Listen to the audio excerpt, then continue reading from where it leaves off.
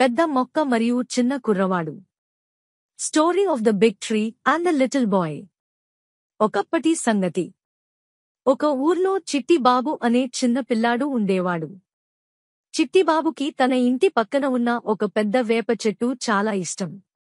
ప్రతిరోజూ ఆ చెట్టు కింద వ్రేళ్లు వేసి ఆడుకుంటూ గడుపుతుండేవాడు.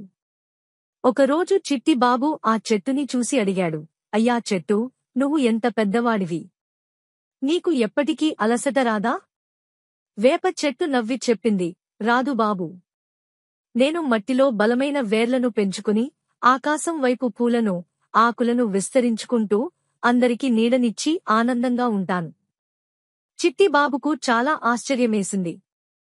నువ్వు నీడనిస్తావా? మరి వేరే ఏమైనా చేస్తావా? వేప చెట్టు చిరునవ్వు నవ్వుతూ చెప్పింది, అవును బాబూ, నా పూలతో తేనెటీగలు తేనె తయారు చేస్తాయి, నా ఆకులు మందులాగా వాడతారు. నా కాయలతో మనకు వేపకాయలు వస్తాయి. అప్పటినుంచి చిట్టిబాబు ప్రతిరోజూ ఆ చెట్టుని చూసి సంతోషంగా ఉండేవాడు. నువ్వు ఎంత మంచి చెట్టువి అని చెప్పి ఆ చెట్టు కింద కూర్చుని కథలు వినేవాడు. ఇలా చిట్టిబాబుకి చెట్ల గొప్పతనం అర్థమయ్యింది. చెట్లు మనకు ఎంత సహాయం చేస్తాయో, అవి ఎంత విలువైనవో తెలుసుకున్నాడు. ముగింపు.